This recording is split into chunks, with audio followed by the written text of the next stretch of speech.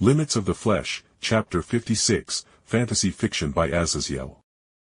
Rias and the others were going to be staying here in the Underworld for the next couple of days so they could either train or likewise just spend time with the Gremory parents that honestly cared for the peerage members like their own children. I popped over back to Earth and picked up Ei, so I would have Ei and Arcueid with me when Sirzechs took me to meet the Greek faction. In the meantime, as Sirzechs and the other devil leaders were setting up details for the faction meeting in the neutral ground of the Egyptians' territory, I was likewise relaxing and getting to know the other Gremory family members better than just during a random meeting where important stuff was being discussed. Cass, the secret to getting the cookie dough out of the whisk is by using your fingers to pinch the blades of the dough blades and gently slide it down so you can get all the cookie dough, I said, giving the child some sage advice as my nephew and I were making some triple chocolate chip cookies. Being part of a stupidly rich family was teaching me new things in my old life. I never made triple chocolate cookies as it required 3 different sources of chocolate, and here we were using normal chocolate chip, and after we baked it for a while we added M&Ms and Reese's Pieces to make the most delectable cookies ever. Couldn't we use pretzel M&Ms to make it even better, Jake?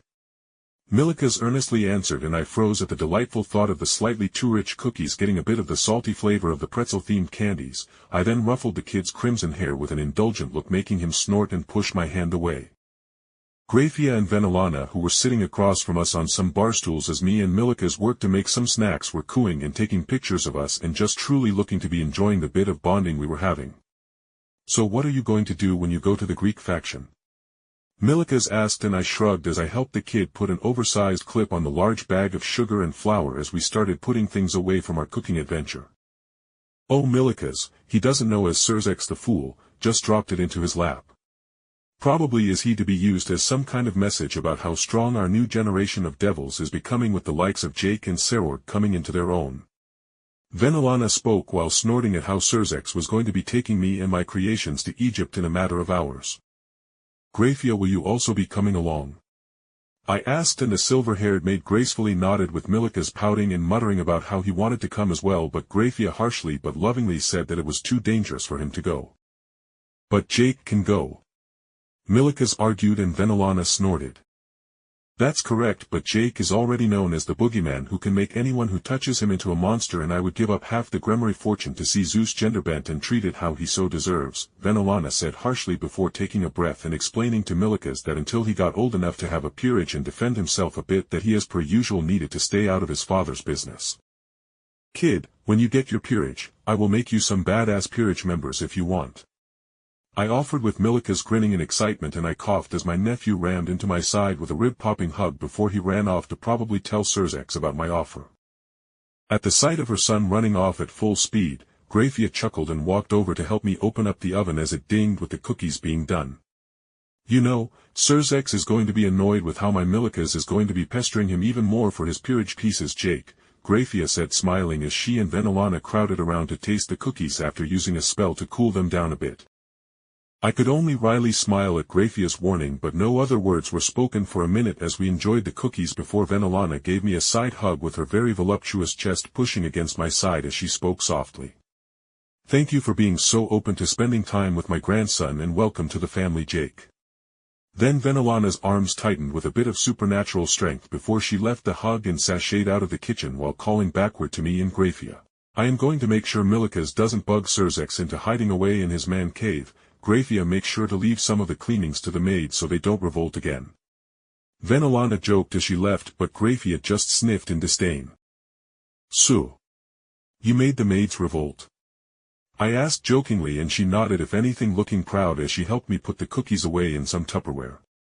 Indeed, when I joined the Gremory family I attempted to maintain the same workload I had while working in the name of the Lucifuge clan, and the Gremory maids couldn't match my efforts.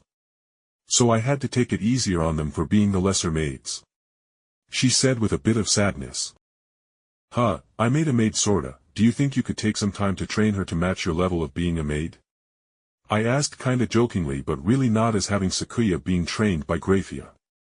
Yeah, that was an amazing idea. Gremory raised an eyebrow before an introspective look crossed her eyes, and she finally nodded before speaking imperiously. Very well, I shall inspect your creation, Sakuya, to see her level of dedication and whether I can make something great out of her. she said as we left the kitchen towards Sirzechs' office to hopefully leave for this meeting with the Greek faction. While we made it across the massive sprawling mansion, I asked Grafia a question I probably should have already done so. So any hints or massive landmines I should avoid while talking with the Greeks? I asked, and Grafia's face went cold. She visibly chewed on her lip for a moment before sighing, and she took my arm and looked me in the eyes so my own were locked onto her crimson ones. Jake, do not make a deal or promise with the Greeks, as they love to force others to agree and abide by such promises and treaties, but they will not at all follow such promises. They only respect a blade that is held to their throat, and that's why Milikas isn't going there at all, whereas we would sometimes bring him to see the Norse or Yukai factions during festivals. Grafia warned me, and I nodded in understanding, with that knowledge being kept in my mind. Then Grafia led me into a meeting room, and I saw Sirzechs and Seraphol Leviathan locked into a conversation while my creation Ei was sitting behind Sirzechs beside his knight Okita Suji. Granted, I was taking both Ei and Arcueid with me, but Arc was always sleeping in my shadow, so she was as close to my soul as possible while also protecting me from anything and anyone that may attempt to blindside me.